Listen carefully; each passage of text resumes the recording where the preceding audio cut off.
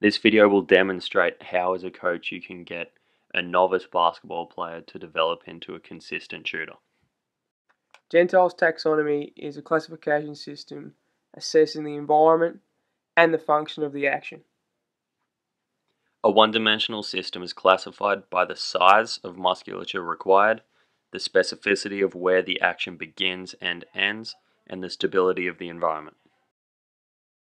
So as we see from a jump shot, it is a combination of gross movements and fine movement. It's a discrete skill and it's self-paced. Here are the critical components of a basketball free throw and jump shot. This is a qualitative measure that us as coaches will use to see if they are a quality shooter and if they can execute the skill properly. Flexible components vary from athlete to athlete, and in our beginners, we generally don't worry about these until they become a more advanced athlete.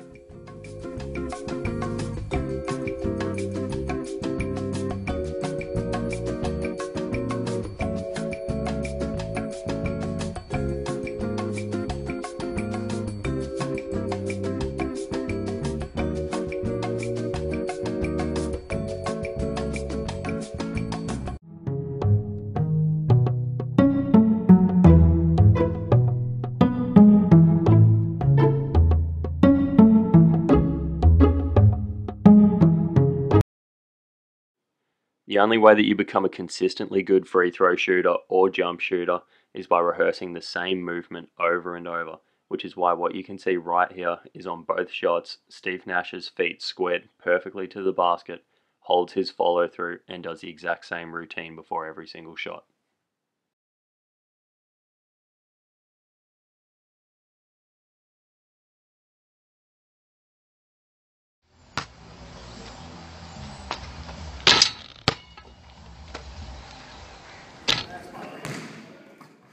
What you will notice right here with Jason Terry's jump shot is he always catches the ball in between his chest and his hips, known as the shooting pocket, always releases from in front of his forehead, and every single shot is the exact same motion.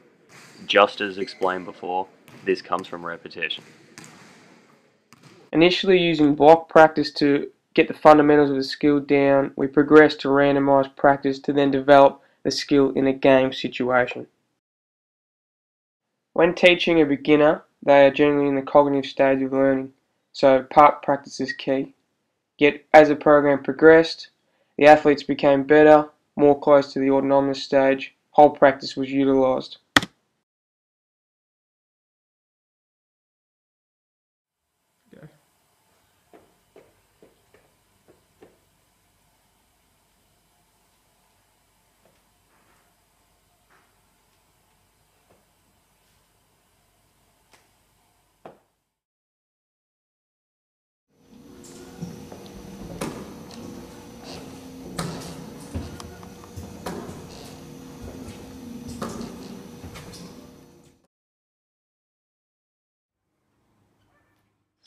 By getting a player to practice shooting without use of the guide hand, this teaches the player to properly use their shooting hand when they're able to shoot with both.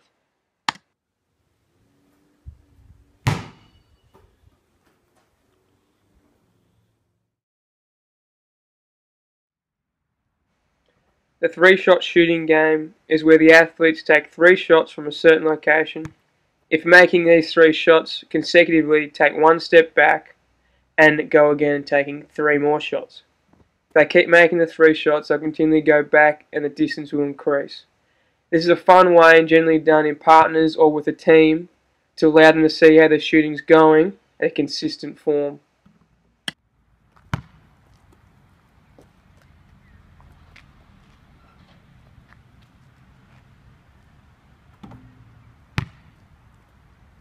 Just do two more.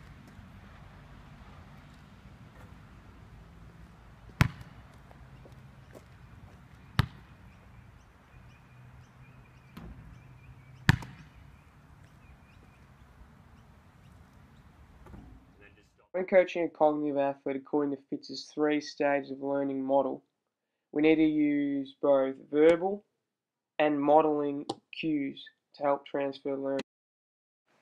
The strip of paper along the basketball that the player lines up his or her finger with allows the player to see that they're flicking their wrist properly and getting a proper rotation on the ball.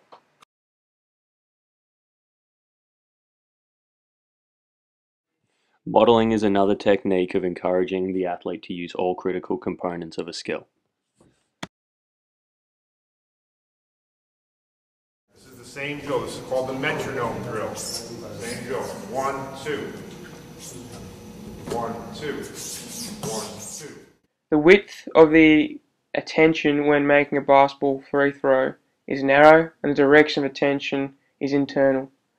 While making a basketball jump shot, the width of attention is still narrow, but the direction of attention may waver to external, allowing to access cues. With memory considerations in mind, we were careful not to overload any specific component to the point where recall was disadvantaged.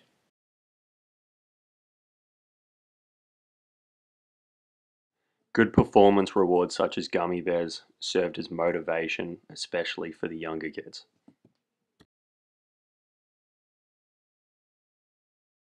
Catch this basketball and look to rip through into a one dribble pull-up and or receive the ball and rip through to a two dribble pull-up. During the drills, the players received feedback only when the result of their shot showed no contact with the ring. In accordance with the guidance hypothesis, we used fading feedback. This is where we gave feedback consistently at the beginning of our training program, but as the training program progressed, less and less feedback was given.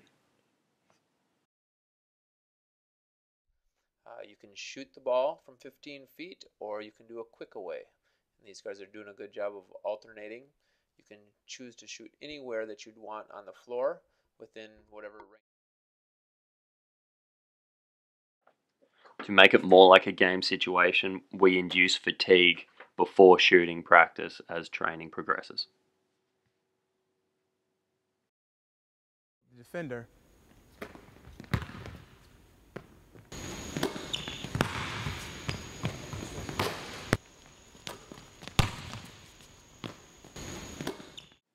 If the athlete scores a better shooting percentage in both free throws and jump shooting, we as coaches can confidently assume that they will also shoot better in a game type situation. These tests will also be used for our retention and transfer tests, all about 48 hours after completing no basketball activity. Pre and post testing for jump shooting will consist of 4 shots from each of the 5 spots shown, which will give us a quantitative value to show development. Then the pre and post testing for free throws will be a simple 10 shots taken from the free throw mark, which will give us a percentage as well.